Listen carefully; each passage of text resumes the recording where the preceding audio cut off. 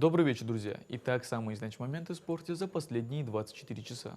5 золотых и 3 серебряные медали завоевали ингушские спортсмены на турнире по грэпплингу.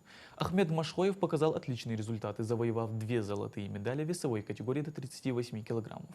Ренат Арбиев также стал двойным золотым призером, но уже в весовой категории до 60 килограммов. Еще одно первое место у Мансура Булгучева в весовой категории до 30 килограммов. Серебро досталось Умару Арцыгу в весовой категории до 38 килограммов. Еще одну серебряную награду принесла Лиза Хамхоева в весовой категории до 52 килограммов.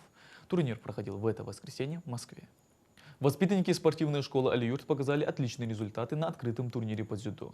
По итогам соревнований наши дзюдоисты заняли 11 призовых мест. Так золотые медали завоевали Исмаил Цычоев, Мухаммад Аспиев, Адам Албагачиев, Адам Аздоев и Абдулрахим Цароев.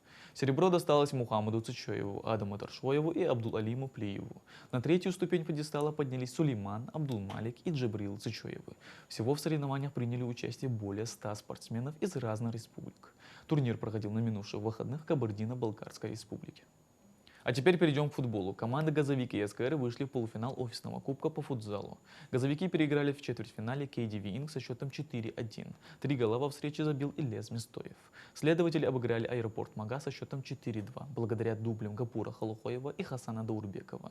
Теперь оба коллектива ждут имена своих соперников по полуфиналу. Противником следователя будет победитель противостояния Федерации баскетбола Республики Ингушетия и Федеральная налоговая служба Республики Ингушетия. Баскетболисты за выход в четвертьфинал убедительно выиграли у Аль-Барраки со счетом 6-1.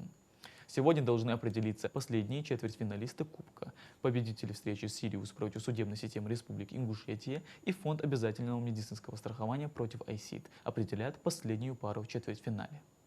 В это воскресенье стартует детский чемпионат Ингушетии по футзалу, проводимый Федерацией мини-футбола Ингушетии. Турнир пройдет в двух возрастных категориях: спортсмены 12 лет в одной группе и от 10 до 11 лет в другой группе. В первенстве примут участие 14 команд по 7 коллективов в каждой категории.